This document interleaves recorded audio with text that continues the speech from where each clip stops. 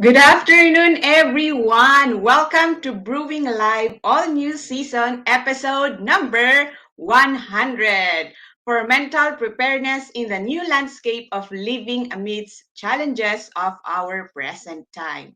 Brewing Live is a community service of Decaf Coffee Republic, our coaching hub and home of certified life coaches here in the Philippines.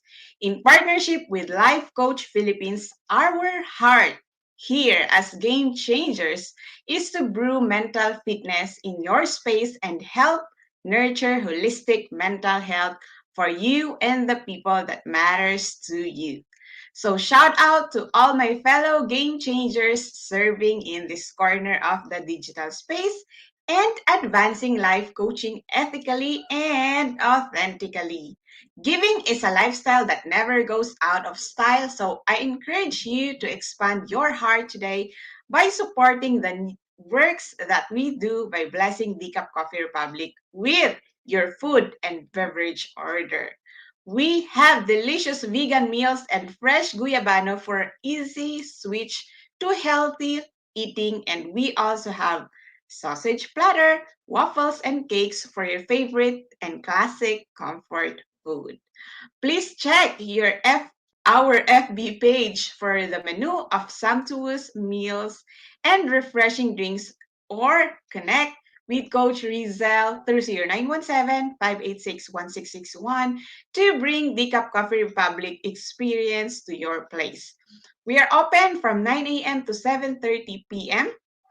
for your order on pickup and delivery. For other ways to support our community works, you may now give us some stars or love gift through fund transfer. Just check the caption of this video for bank info and or GCash account. If you just joined us in now, welcome, welcome, welcome, and thank you for being here. You may circulate the link of this video to invite your friends to watch with you. You may also tag them in the comments down below and give them some shout out, encouragement, motivation, and best, just acknowledge and express gratitude. As for me, let me give my shout outs to fellow mental model collectors inside B Learning Society by Master Coach A. Special mention to fellow bronze badge holders. If you are not yet a smart holder of B Learning e-card and you're still missing all the perks that we enjoy, today is the best time to take action. Connect with Coach Rezzhel through 0917-586-1661 to join B Learning Society, the tent maker of B Learning Homes for Mental Fitness.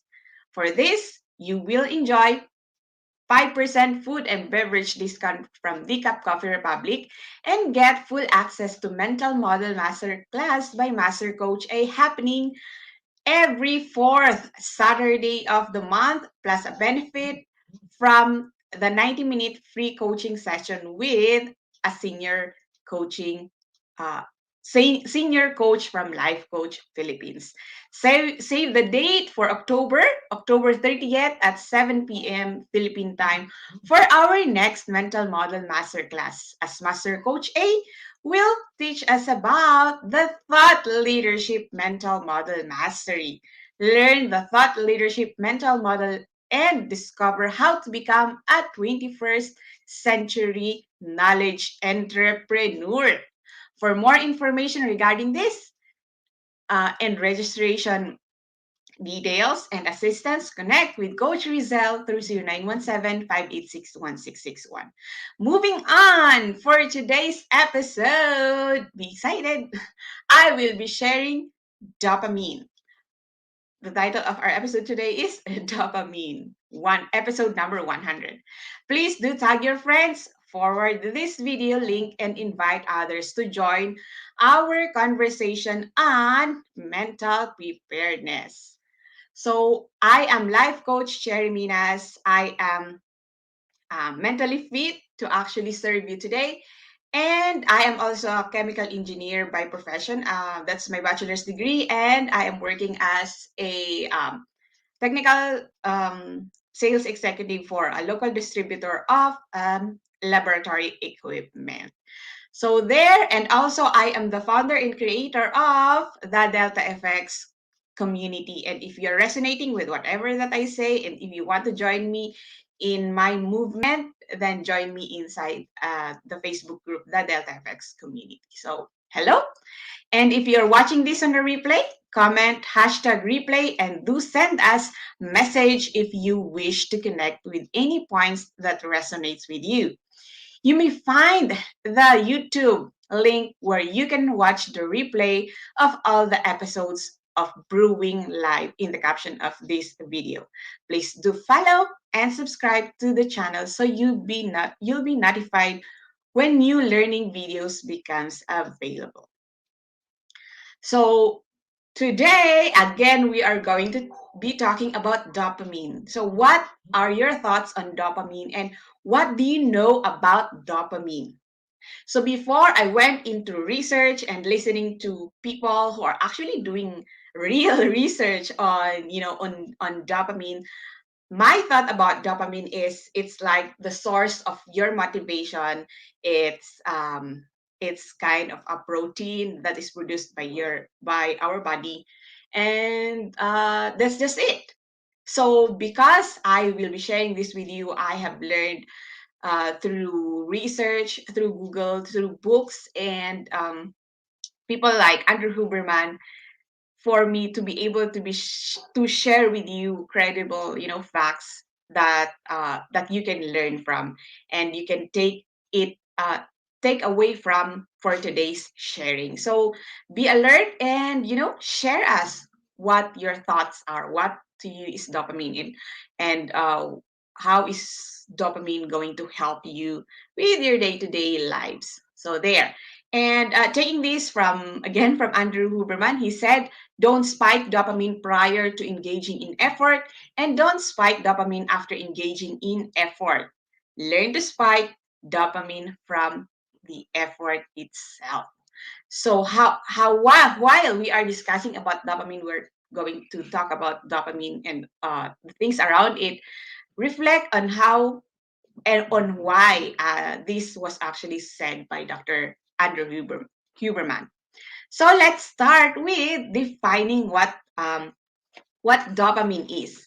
So actually, dopamine is one of your uh, neurotransmitter, and that your body, our body, actually makes it.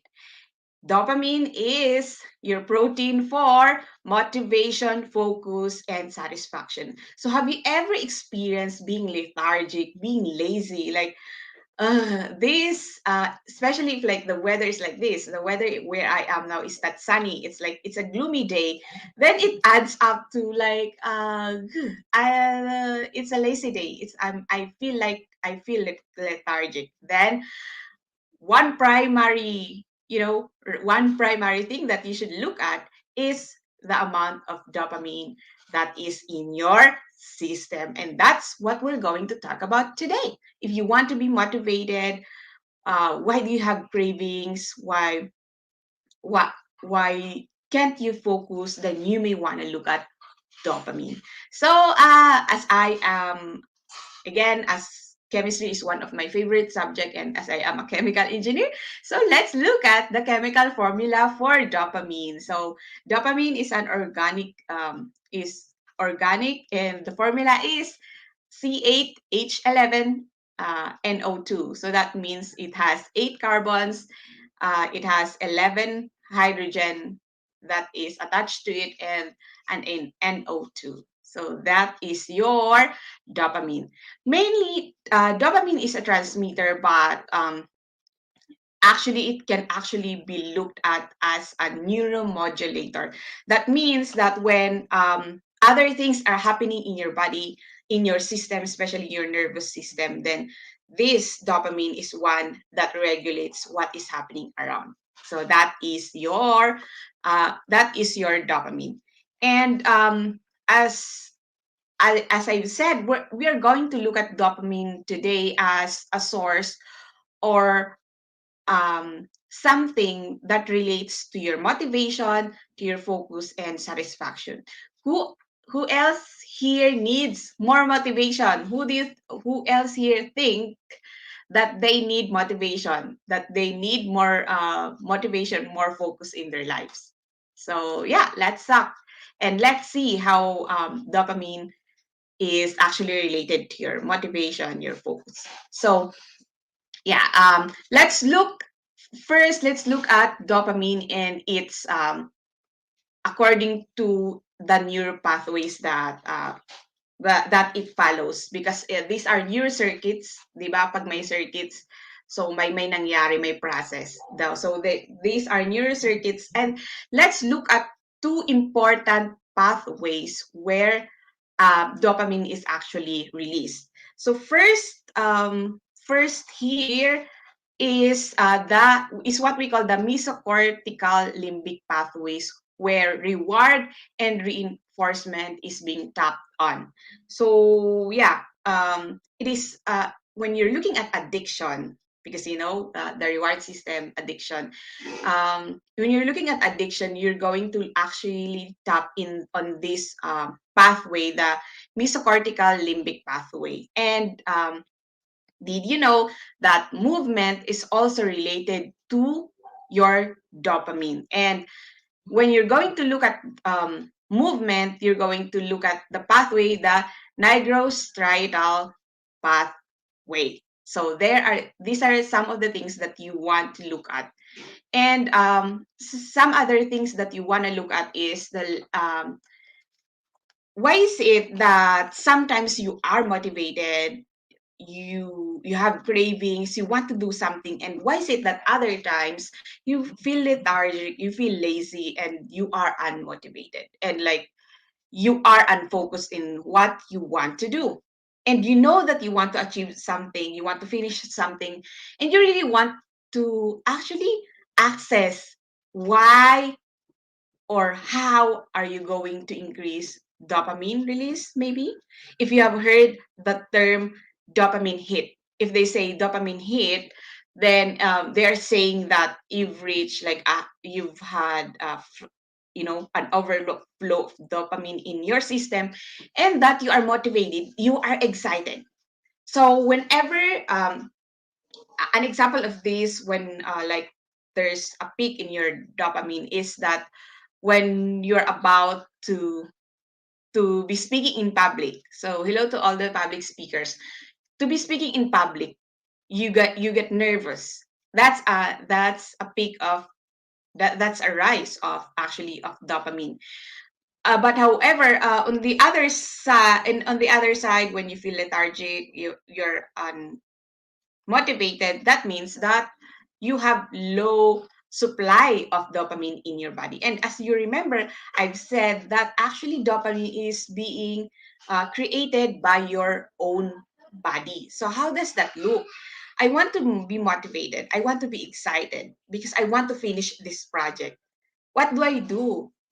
What are the things that I can do? Some people, they would actually take some supplements, that can, or actually we call it drugs. I'm not meaning the prohibited drugs, but supplements, drugs that can actually raise the level of their dopamine. But how are we going to look at this one? Because okay, I'm going to take some supplements, or I'm going to exercise so that I raise dopamine in my system. I'm going to eat protein. I'm going to take probiotics to increase dopamine in my system.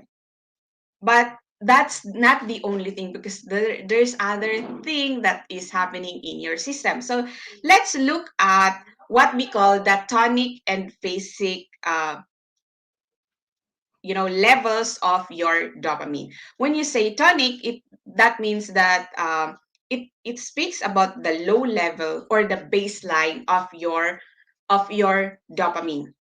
So it doesn't mean you don't have, or each person have different baseline, and in different times of the day, in different days of the week, you have a different baseline. So we're going to look at the baseline. You have a baseline and you have a peak. So the baseline is that's your tonic level of dopamine, and phasic means you have reached the peaks. So ang base natin dito is yung baseline. Again, we have different baseline in each, in each area, in whatever is that you're looking at. Iba-iba yung baseline. Hindi pare-parehas yung baseline na hindi siya ibig sabihin na 0 then magpi-peak. No. Baseline or the tonic would be, it can be 5, level 5 yung dopamine level mo, and then magpi-peak siya. So that's what you're going to look at. Kasi kanina binanggit natin yung dopamine hit. Kasi yung dopamine hit, ang ibig sabihin nun, alam mo yung iba nagtitake sila ng supplement for them to raise their dopamine kasi nga gusto mong excited. If you're going to work on a big project, you want to be motivated and you want to be focused on what you are doing, right? So if you want that for yourself, kailangan tignan mo yung baseline. Saan ka ba nanggagaling? So one example of this, paano ba natin ito mas maintindihan? Di ba? Sometimes when there's a study actually na nangyari, and see if you can relate to this. So there's a study for kids na nagdo-drawing sila. They draw. And they have high levels of dopamine because they feel happy, they feel excited. Kasi yun yung talent nila. That if they draw, they like that. And then nagkaroon ng contest that, okay, everybody's going to draw, but we're going to determine who's the champion, the first runner up, and the second runner up for this drawing competition. And then, you know what? Akala mo ma-excite sila, di ba? Kasi ang baseline nila mataas eh. Titingnan mo yung baseline, di ba? Ang baseline nila dun mataas. So, kapag ginagawa nila yung activity na yon, hindi naman ibig sabihin na lagi silang nagpipik, pero mataas yung baseline nila. Kasi they know that they're going to draw, and that's what they love. Pero nagkaroon ng contest, bumaba yung hindi sila nagpipik. And bumaba actually yung baseline nila. Yung levels ng dopamine that was being created by the body, bumaba siya. So makikita mo doon na, so di ba hindi lang siya, kasi makikita mo dito na may biology and syempre may mental and physical manifestation of of what this is about, of motivation, of excitement, of satisfaction. So doon mo makikita na it relates to that. So syempre yung mga bata, contest, di ba? Nung una, nakita nyo ba yun na nung nagdo-drawing lang sila na walang contest, they have a high level of dopamine. Pero na nagkaroon ng contest, wala. Yung motivation nila bumaba. So look at that. Look at how it is related. So it's not always about you raising your dopamine, but there are other things to be considered. So ano siya, kumbaga, hindi lang siya isang straight line, kundi pwedeng manggaling sa labas. And it's again, it's a circuit. It's a neural circuit na nangyayari na process sa body mo. So, yun. So, hello everyone. Hello, Coach Glacy. Hello, Coach Rezzhel. Coach Colleen. Hello, Coach Teen. Coach Marifa. Hello. Hello, everyone. Thank you for joining me today. So, yan. Hello. Hello, Jessica. So, yeah. Thank you for joining me today. And yeah, let's go back to this one. Bakit natin to iniintindi? Kasi hindi ibig sabihin na minsan, di ba, we judge ourselves. Bakit na-achieve ko na to? Nag-level 2 na ako, pero bakit yung motivation ko instead na tumaas siya? Bakit hindi? Kagaya ng example natin kanina, di ba? It's because of, again, titingnan mo yung baseline and yung peaks na nangyari sa pag-release ng dopamine mo. So, peaks in dopamine actually relates and affect your affects. Ano yung affects? Affects our mood. Ano yung mood mo? Di ba yung mood mo pag napapansin mo ba sa isang araw or like in season maybe, like in the season of the year, saan mas maganda yung mood mo? Maganda yung mood mo. Ibig sabihin, okay yung release ng dopamine. Nagpipeak ka. Pag hindi naman pag ang mood mo is like it's a gloomy mood or a sad mood, then there's less dopamine that is being released in your body. Again, let's look at how dopamine is actually released in your body. There are two types of release of dopamine. One is local, and another one is, ano, hulaan niyo? Local, which is synaptic. So again, yung synaptic, di ba, yung synapse, yun yung distance ng bawat neurons. Again, yung neurons is yung ating mga cells. Yun yung mga brain cells. So yun yung mga yun yung neurons. So they have distance. So hindi sila magkakadikit, may android. So naalala nyo ba yun? So yung synapse, yun yung distance na dun between two neurons. So yung distance na yun, dun nangyari yung exchange actually. So pag synaptic yung release ng dopamine, ibig sabihin area lang siya, hindi yung buong body. That is what we call local release of dopamine. And yung isa is yung tawag nga doon ng isang scientist is parang sumuka ng dopamine is broad or what we call volumetric ang daming na release na dopamine. And bakit kailangan nating intindihin to? Because sometimes alam mo yung kailangan nating intindihin to kasi kailangan nating i-lengthen. Alam mo yung hanggang kailan mo gusto tong dopamine na to. So for me, personally, I would like to have that level of dopamine that I am excited and I am motivated like every day. But you see that in like every day, hindi ka nandun. And iba-iba siya because what if you're a morning person? What if you're a night out? So may mga differences din dun sa ganon. So, yan. So, sobrang, kaya kailangan makita kung ano tong mga to, yung local release at saka yung broadly release or yung volumetric or yung synaptic at saka volumetric release of your dopamine. So, when you take supplements, actually, it's all, everything is affected. So, yung lahat ng nagre-release ng, yung body mo, yung brain mo na nagre-release ng dopamine, lahat yun affected. Lahat yun magre-release. So, like, there's like so much dopamine in your body. And again, hindi niya ibig sabihin na kapag nag-release ka, kapag nag-take ka nung supplement na yun, you'll be motivated. Kasi again, magsisimula ka sa baseline. Ano nga ba yung baseline mo? Saan ka nang gagaling? So, may difference kapag 0 ang baseline, pag 5 ang baseline, tapos yung peak. Kasi there's only a certain peak kung magpi-peak nung ano mo, nung release ng dopamine mo. So, yun. So, tell me in the chat box below kung paano mo siya nakikita and kung nagigets ba natin to. So, hello, Lady Jen. Coach Lady Jen, hello. So, yun. That is it about. And what else? Actually, when you want something na, alam mo yung, pag nagkikrave ka, alam mo yung, bigla mo na lang naisip na, gusto ko ng donut or what else? Gusto kong mag-milk tea ngayon. Actually, nagda-drop yung baseline mo. So, halimbawa, ang dopamine mo ngayon, ang baseline ng dopamine mo is 5. Magda-drop siya into 0. Kaya ka nagkakaroon ng, gusto ko talaga yun, gusto ko yun. Gusto kong bumili, magpabili na kayo ng milk tea. So, di ba nagkakaroon tayo ng ganon? Actually, yung dopamine mo nag-drop siya. Kaya magkakaroon ka ng possible na peak. So, dito makikita mo rin, magkakaroon tayo ng formula about dopamine. So ito, yung formula. So, dopamine release is equal to actual result minus expected or actual reward or result, pwede din. Actual reward minus expected reward. Di ba kasi, halimbawa, expect mo, parang ang sarap na itong milk tea na to kasi sa picture ang ganda niya, di ba? So, expect mo na ang ganda, ang sarap.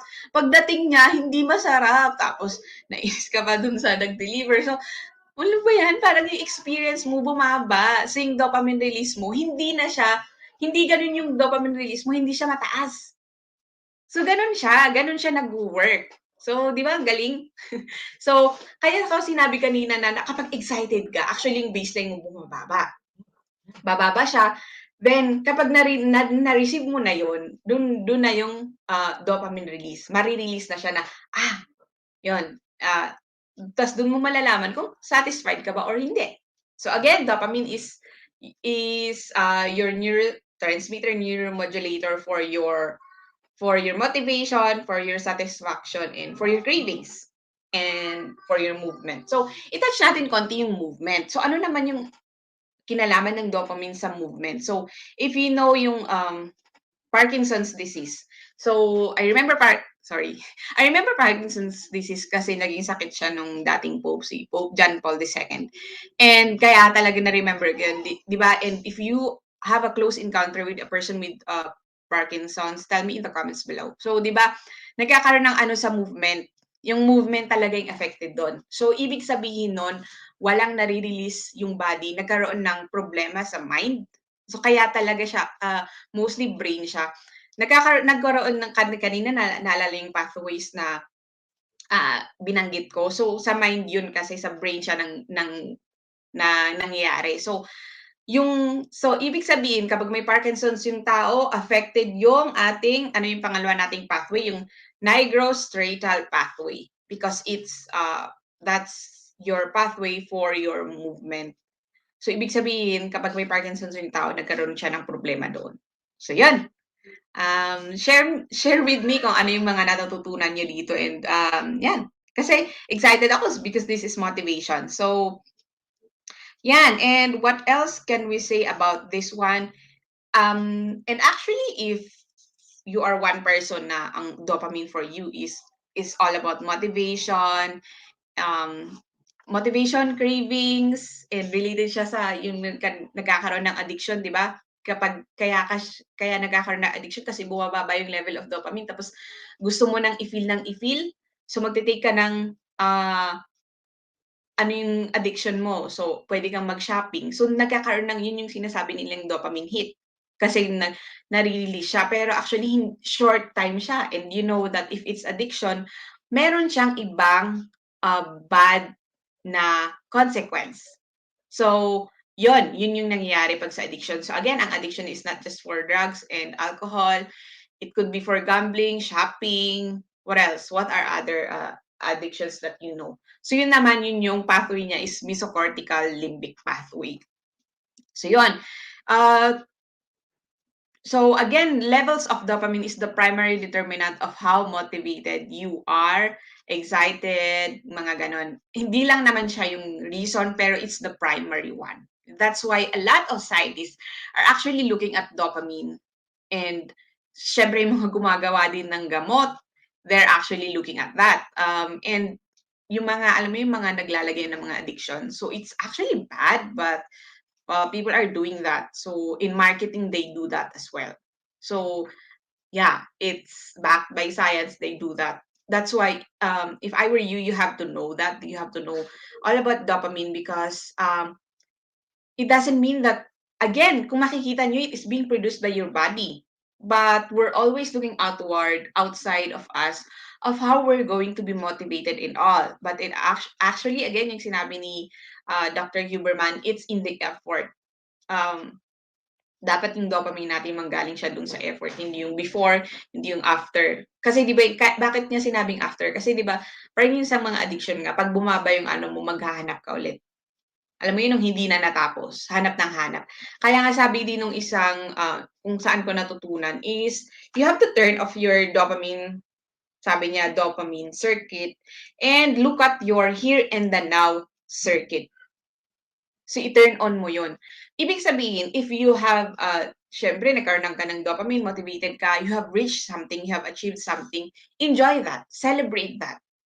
Be here and now, and be here and now. You know, kasi a lot of us, especially with marketing, we're going to look at Instagram, we're going to look at Facebook, and papasok din yung JOMO and FOMO. We feel that we're left out, or hindi lang naman yung FOMO or JOMO, but then, ay, ang ganda nun, gusto ko din magkaroon ng ganun. So, feeling na ganun, or I think that will look good on me. So, yun yung mga release ng dopamine. These are all related to your dopamine release. And why are we talking about this? Because we want you, or you want to be able to modulate your own dopamine release. Alam mo kung, ito yung nangyari sa body ko, biologically, ito yung nangyari. And if I want to modulate my dopamine release, I want it to be long-term, not just like a short one. And you want it to be authentic, hindi siya addictive. Then you want to know how dopamine works. That's why we are talking about these things. So yeah, so share with us what you believe and like what you think about what we are talking about today. So yeah, again, yung dopamine release mo, maybe you would like to actually remember this as your takeaway. If you have one thing to take from this talk, is that again your dopamine release will be based on the actual reward minus your expected reward. Again, if we're looking at craving, di ba pag nag-crave ka, yung nalalaway ka, you're salivating because you're thinking of that thing. Let's say donut, or let's say milk tea or manga. 'Di ba? Your mind is already thinking of that. And ibig sabihin ulit nun, bababa yung baseline mo. Bababa yung baseline mo, kaya yung actual reward, pag nakain mo na siya, dun na yung release. Kung satisfied ka ba or hindi. So yun yung ating dopamine release. And a lot of things that you have to look at in this thing about dopamine if you want to talk about this thing, because this one is like just a short introduction of what is actually happening in your body, biology, in your mind, and how it's manifested, how you do things. So yun. So dopamine is not just about movement, about motivation, satisfaction, about your cravings, but actually it is also about it talks about time perception, um, and time perception, craving, and yun. And yeah, pleasure. That's why yung sinasabi nga, pag dopamine binanggit mo, related siya sa pleasure. So yun, what did you learn from today, and what do you want to know more about dopamine? What do you want to know more about dopamine? Because there are actually ways, not just supplement, that you can actually increase your dopamine, especially if you want to be motivated, you want to do something. One thing that works for me is exercise. But again, if you're going to look at exercise, it's not just depende sa kung anong klaseng exercise that you're going to make. Because sometimes when you've not been exercising for so long, tapos nag-exercise ka and sobra naman yung exercise mo, instead na ma-motivate ka, instead na magamit mo yung dopamine release mo, ay magpapahinga ka because you're so tired, sobrang napagod ka. So yun yung mga bagay na kailangan mo siyang i-consider. And of course, what are the healthy ways, isa pang pwede nating tignan in the future is, what are the healthy ways for you to actually increase your dopamine release? So again, kasi nabanggit natin kanina na yung addiction is so related with your mesocortical limbic pathway release of your dopamine. And for yung mga yung mga nagtitake. And yeah, actually you can consider those people who are actually creating cocaine illegally, na ibibenta lang nila because gustong pagkaperahan dun sa mga person with addiction. And that's why we are looking at that. So how are you seeing this? I hope you've learned something from this. You've taken some takeaways, even one. So share with us in the comments down below what you've learned. And if you want to talk more about this, you can connect with me. Or you can actually share your learnings from today with other people. Post it in your social media. Put their hashtag Pack My Bag Moment and hashtag Brewing Live. So there. And that is the end of my talk today about dopamine. So what did you learn about dopamine? There's so much thing. There's a lot more thing that you would want to actually research about dopamine. So there, because it's so useful in your, again, motivation, in movement, in your overall health, in your mental health, of course. So there.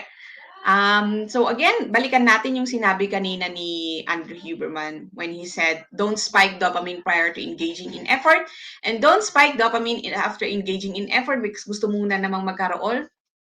So yun nga nangyaring addiction. But learn to spike dopamine from effort itself. So di ba ang ganda? How are you finding that?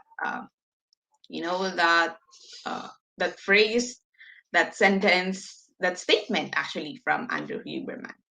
So thank you for joining me today and supporting the advancement of mental fitness. Because of the ongoing GCQ, the free talk on mental preparedness every Saturday at 4 p.m. is temporarily put on hold. But fret not. Yeah, so put on hold, but you fret not. You still can connect with us with any of your coaching needs 24/7, and we will support you in the best way possible. If you're interested in becoming professional service provider, either as a life coach or mental health coach like us, connect with Coach Rezzhel through 0917-586-1661 to know more about the Co-Actively Co-Create Life Coach Certification Program by Master Coach A. We are now accepting application for mental health certification and internship program with limited slots, so make sure you make the reservation with Coach Rezzhel. Join us back tomorrow, same time, same digital space for episode 101, Order in Chaos by Master Coach Hasmin. Decaf Coffee Republic is located inside Pioneer Center compound, or widely known as PC. We are just across Bayanihan Center in Pioneer Road, corner Brixton and United States Capitolio, Pasig City. Again, this is Life Coach Cherry Minas, mentally fit to serve in behalf of Life Coach Philippines. This is us in the Philippines. Love, bam, boom. Love, bam, boom. Love, bam, boom. See you tomorrow. Have a blessed day. Bye-bye.